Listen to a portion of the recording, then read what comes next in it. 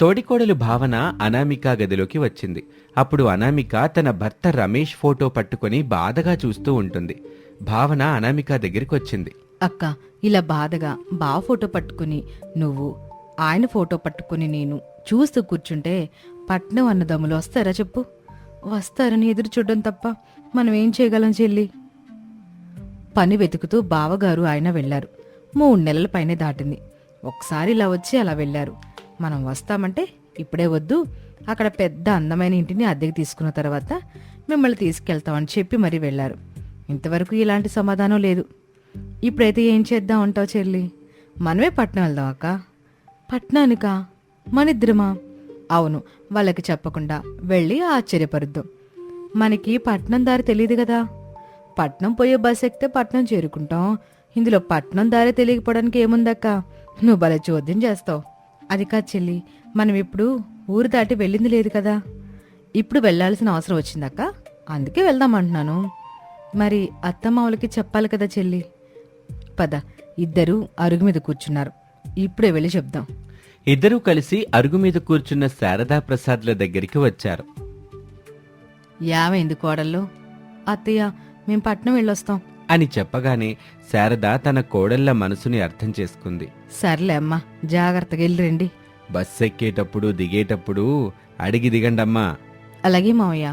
ఇద్దరూ చిన్న చిన్న సంచుల్లో బట్టలు సర్దుకొని ఊళ్ళో ఆటోలో బయలుదేరి టౌన్ బస్టాండ్కి చేరుకున్నారు. అక్కడున్న జనాన్ని చూసి ఇద్దరికీ భయమేసింది. ఇన్ని బస్సులు ఎక్కడికెళ్తాయి చెల్లి? అన్నీ పట్నానికి పోతాయక్క. ఇద్దరూ వెళ్లి ఒక బస్సులో కూర్చున్నారు. అప్పుడే ప్రకాష్ కూడా ఆ బస్సు ఎక్కాడు. తమ్ముడు, ఈ బస్సు పట్నం పోతుందా? అయ్యో అక్కలు, ఈ బస్సు పట్నం పోదు, మందారపల్లికి వెళ్తుంది. పట్నం పోయే బస్సులు ఇక్కడ కాదు, కొంచెం ముందుకు వెళ్తే అక్కడుంటాయి, అక్కడికి వెళ్ళి ఎక్కండి అని చెప్పాడు. ఇద్దరూ కంగారుతో బస్సు దిగారు. 1 గంట పాటు బస్టాండ్ మొత్తం తిరిగి పట్నం వెళ్లే బస్సు ఎక్కారు. కిటికీ దగ్గర కూర్చున్నారు. బస్సు ముందుకు వెళ్తూ ఉంటుంది. మధ్యలో టోల్ గేట్ వచ్చింది. అక్క, రోడ్డు మీద గేట్ ఎందుకు పెట్టారు?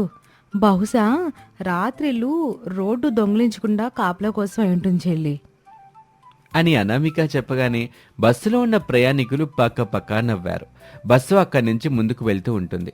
ఒక కన్స్ట్రక్షన్ అవుతున్న పెద్ద బిల్డింగ్ దగ్గర రమేష్, వినోదులు సంతోషంగా కూర్చున్నారు. మనం పట్నం వచ్చి మంచి పని చేశామన్నయ్య. అవును తమ్ముడు, ఆ తోటికోడల గోల్ తప్పింది.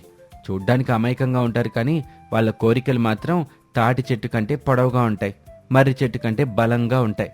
వాటిని తీర్చడం మన వల్ల కాదు. అందుకే కదన్నయ్య సంపాదన వంకతో పట్నం వచ్చాం. 3 నెలల్లో ఒక్కసారి మాత్రమే ఇంటికి వెళ్ళాం. పని చెయ్యని ఫోన్ నెంబర్ ఇచ్చాం. వాళ్ళు ఎన్నిసార్లు మనకి ఫోన్ చేసినా అది కలవదు. ఆ పల్లెటూరిని వదిలి ఈ పట్నం వచ్చే తెలివి ఎలాగూ లేదు వాళ్ళకి. అవును తమ్ముడు, ఇక్కడ మనకి నచ్చింది తినొచ్చు, పగలంతా పని చేసుకుని రాత్రంతా హాయిగా నిద్రపోవచ్చు అని సంతోషంగా మాట్లాడుకుంటూ ఉంటారు. 2 గంటల తర్వాత అనామిక భావన పట్నం చేరుకున్నారు. పెద్ద పెద్ద బిల్డింగ్లను చూసి ఆశ్చర్యపోయారు. అక్క, ఆ బిల్డింగ్లు మేఘాలను తాకేలా ఉన్నాయి. ఇంత ఎత్తులో ఉంటే బట్టలు ఆరేస్తే గాలికి ఎగిరిపోతే కావచ్చు చెల్లి అని మాట్లాడుకుంటూ ఉంటారు. రోడ్డు మీద వందలాది వాహనాలు వెళ్తూ ఉంటాయి. అక్క, ఇది నిజంగానే మన దేశమేనా?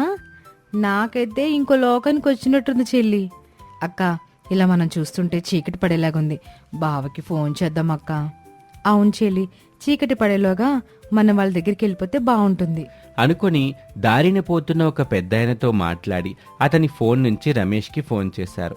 అది పనిచేయటం లేదని చెప్తుంది. అయినా అనామిక 2-3 సార్లు చేస్తుంది. ఎప్పుడు చేసినా అదే సమాధానం వస్తుంది. ఏంటి చెల్లిది? ఎవరో ఒక అమ్మాయి ఈ నెంబర్ పనిచేయట్లేదని చెప్తుంది. అంటే బావగారు ఆయన ఆ అమ్మాయి దగ్గర ఉన్నట్టున్నారక్క. వాళ్లే ఆ అమ్మాయిలతో అలా చెప్పిస్తున్నారు కావచ్చు అని భావన చెప్పగానే ఆ మాటలు విన్న పెద్దాయన నవ్వుకుంటూ అక్కడి నుంచి వెళ్ళిపోయాడు. ఇప్పుడు ఏం చేద్దాం చెల్లి? ఆ అన్నదమ్ములుంటున్న చిరునామా, ఆ కాగితం మన దగ్గర లేదు. ఫోన్ చేస్తేనేమో ఆ అమ్మాయి ఏదేదో చెప్తుంది. ఇద్దరూ ఒకరినొకరు ముఖాలు చూసుకున్నారు. పట్నం మధ్యలో నిలబడి ఉన్నారు. తెలిసిన మనిషి ఒక్కరూ లేరు. డబ్బు కూడా కొద్దిగానే ఉంది వాళ్ళ దగ్గర. అక్క, ఇప్పుడు ఏం చేద్దామంటావు? భయపడక చెల్లి, ఇంత దూరం వచ్చాం కదా, మన వాళ్ళని వెతుక్కుని వెళ్దాం మనమే అని ధైర్యం చెప్తూ ఉండగా అంతలో టీఎంఏ వ్యక్తి వాళ్ళ దగ్గరికి వచ్చాడు. ఏమమ్మా, ఎక్కడి వాళ్ళు? రంగనాథపురం నుండి వచ్చామన్నయ్య. ఇక్కడ ఎవరి దగ్గరికి వచ్చారు? మా భర్తల కోసం. మరి మీరు వచ్చిన విషయం ఫోన్ చేశారా? చేశాం. ఎవరో అమ్మాయి మాట్లాడుతూ ఇప్పుడు చేరుకోలేమని చెప్తుంది. అతను జాలిగా చూశాడు. సరే, ముందు టీ తాగండి, ఆ తర్వాత ఆలోచించండి అని టీ ఇచ్చి వెళ్ళిపోయాడు ఆ వ్యక్తి. ఇద్దరూ టీ తాగుతూ ఉంటారు. చీకటి పడుతోంది. పట్నం వెలుగులతో మెరిసిపోతూ ఉంటుంది. కానీ అనామిక భావనల మనసుల్లో భయం పెరుగుతోంది.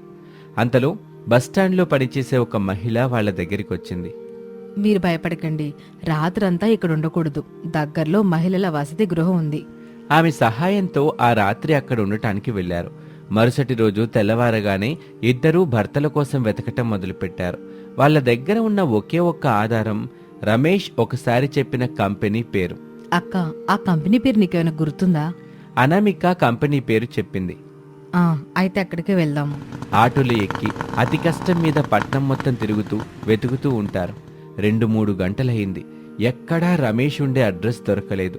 ఇద్దరూ నిరాశగా కూర్చున్నారు. మీరు రంగనాథపురం వాళ్ళేనా? అవునండి. నేను మీ భర్తల్ని చూసినట్టు గుర్తుందమ్మా. నిజంగానా? అవును, వాళ్ళు ఒక పెద్ద అపార్ట్మెంట్ నిర్మాణ పనిలో ఉన్నారు. ఆ మాటతో ఇద్దరికీ ప్రాణం వచ్చినట్టయింది. అతను చెప్పిన చిరునామాకి వెళ్లారు. కానీ అక్కడికి చేరేసరికి పని ముగిసిపోయి అందరూ వెళ్ళిపోయారు. అక్క, మళ్ళీ మిస్ అయ్యామక్క. రేపు మళ్ళీ వద్దాంలే చెల్లి. అలా రోజులు గడుస్తూ ఉన్నాయి. భర్తల కోసం వెతుకుతూనే పట్నాన్ని కూడా అర్థం చేసుకుంటున్నారు వాళ్ళిద్దరూ.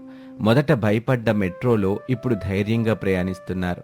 మొదట అర్థం కాని ట్రాఫిక్ ఇప్పుడు అలవాటైపోయింది. మొదట అపరిచితంగా కనిపించిన జనాల్లో కూడా మంచి మనుషులు ఉన్నారని తెలుసుకున్నారు వీళ్ళిద్దరూ.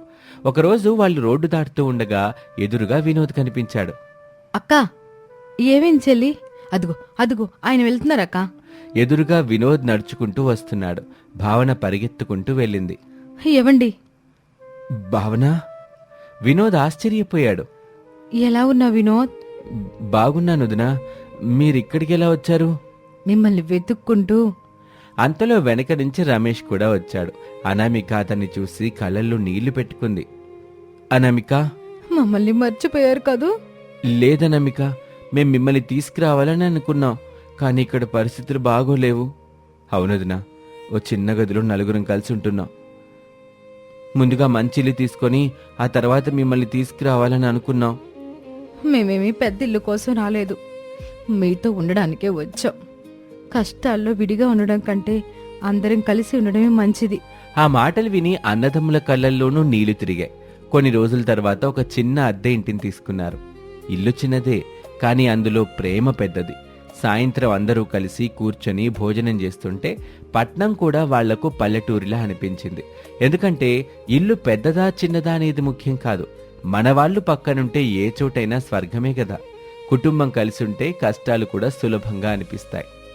చెల్లి, అన్నదమ్ములు చేస్తున్న పనికొస్తున్న డబ్బులు మనం తినడానికి కూడా సరిపోవడం లేదు కదా. అయితే మరి ఏం చేద్దాం అక్క? పల్లెటూరి వంటలు అని మనమే ఒక చిన్న హోటల్ బండి ఈ పట్నంలో పెట్టుకుంటే? ఆహా, పట్నంలో పల్లెటూరి తోడికొడల వంటలు భలేగుంటుందక్క అని ఇద్దరూ మాట్లాడుకొని కొన్ని రోజుల తర్వాత ఒక మంచి చోటు చూసుకొని హోటల్ పెట్టారు. అన్ని రకాల పల్లెటూరి వంటలు చేస్తూ అమ్మటం మొదలుపెట్టారు. తోటికోడళ్ళ అదృష్టం బాగుండటంతో పల్లెటూరి వంటలకి మంచి డిమాండ్ పెరిగింది, ఆదాయము పెరిగింది. అక్క, చెప్పినట్టుగానే వంటలు పెట్టాం. మన హోటల్ అయితే సక్సెస్ అయిందక్క. ఇక మనకి తిరిగే లేదు.